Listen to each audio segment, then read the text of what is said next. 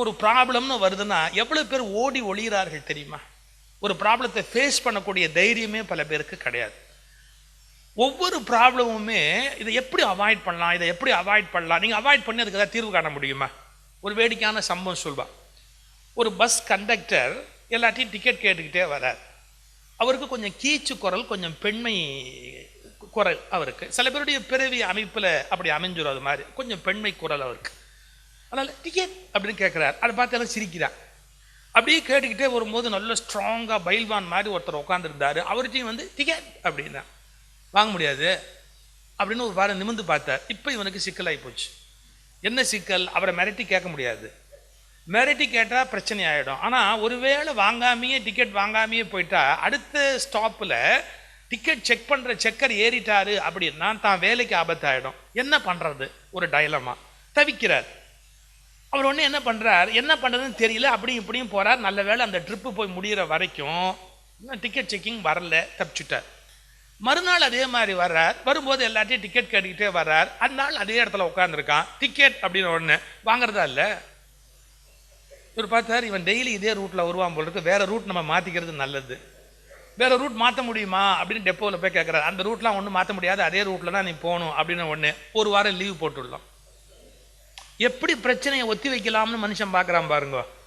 எப்படி ஒத்தி வைக்கலாம் அப்படின்ற நினைப்பில் ஒரு வாரம் லீவு போட்டுடலான். ஒரு வாரம் லீவு போட்டுட்டு மறுபடியும் வந்து டியூட்டி ஜாயின் பண்ணாலும் அதே ஆள் அதே இடத்துல உட்காந்துருக்கான். இன்னைக்கு என்ன முடிவு பண்ணார்? என்னவா இருந்தாலும் அவனை கேட்டுறதுங்கிற முடிவோட டிக்கெட் அப்படின்னாரு. எடுக்கிறதா இல்லைன்னா ஏன் எடுக்கிறதா இல்லை, ஏன் எடுக்கிறதா இல்லை அப்படின்னார். இதை ஒரு வாரத்துக்கு முன்னாடி செஞ்சிருக்கலாம்ல. இன்னைக்கு எதுக்கு இவ்வளவு ஒரு வாரம் கழிச்சு யோசிச்சு தயங்கி இவ்வளவு கஷ்டப்பட்டு அந்த கேள்வியை கேட்டதுக்கு ஏன் எடுக்கிறதா இல்லை அப்படின்னு? அதுக்கு அந்த ஆள் சொன்ன பதில் தான் ரொம்ப டாப்பு. நானும் இதே இதில் வேலை பார்க்குற கண்டக்டர் தான்பா, மஃப்டியில் இருக்கிறேன், இப்போ நான் எதுக்கு எடுக்கணும் அப்படின்னு. இதை முதல் நாளே கேட்டிருந்தா ஒரு வாரம் லீவெல்லாம் போட்டிருக்க வேண்டிய அவசியம் இல்லை. அனாவசியமாக இந்த சிக்கலில் மாட்டிக்கிட்டு கஷ்டப்பட வேண்டிய அவசியம் இல்லை. இதுக்கு என்ன சொல்கிறோம் சைக்காலஜியில், நம்ம வந்து பிரச்சனைகளை எதிர்கொள்ளாமல் தப்பித்து ஓடவே விரும்புகிறோம். நம்முடைய மனோபாவம் 100க்கு 100 அப்படியே பிரச்சனையை எதிர்கொள்வதற்கு தயாராக இல்லாமல் என்ன விரும்புகிறோம்னா தப்பிச்சு ஓடுவதற்காகவே நாம் விரும்புகிறோம். அதை எப்படி சொல்லுகிறார்கள்? ஒன்று, அதற்கு ரொம்ப அச்சப்படுகிறோம், பயப்படுகிறோம், அல்லது ஓட்டம் எடுக்கிறோம்.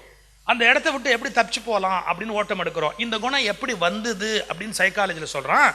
நாம் காடுகளில் வாழ்ந்த காலத்தில் விலங்குகளை பார்க்கிற போது ரெண்டே ரெண்டு தான் நமக்கு ஆப்ஷன் இருந்தது. என்ன? ஒன்று ஃபைட்டு, ஒன்று சண்டை போடணும். அந்த விலங்கோட சண்டை போட்டால் உயிரோடு இருக்கலாம். ஒன்று ஃபைட்டு, ஃபைட்டு இல்லை அப்படின்னா ஃப்ளைட்டு, அந்த இடத்த விட்டு எப்படி பறந்து போகலாம் அப்படின்னு யோசிக்கிறது தான். இதை ரெண்டை தவிர வேற ஆப்ஷன் கிடையாது. அதில் 99% எதுக்கணும் அப்படின்னு சொன்னால் அதுக்கு தைரியம் வேணும், உடல் பலம் வேணும், நூற்றுக்கணக்கான விஷயம் வேணும். ஆனால் தப்பிச்சு ஓடதா இருந்தால் ஒன்றுமே வேணாம், பயம் மட்டும் இருந்தால் போதும் இல்லையா? அப்போ 100க்கு 90 பேர் என்ன முடிவு பண்ணுகிறார்கள்? எப்படி இந்த பிரச்சனையிலேருந்து தப்பிச்சு ஓடுறது அப்படின்னு தான் பார்க்குறாங்களே ஒழிய அதை எப்படி ஃபேஸ் பண்ணுறது, இதை எப்படி சால்வ் பண்ணுறது, வாட் நெக்ஸ்ட், இதுக்கு அடுத்தது என்ன, இதுக்கு அடுத்தாப்புல என்ன நடக்கணும், என்ன பண்ணினா இதை நாம தீர்க்க முடியும், அதை யோசிக்கணுமா இல்லையா?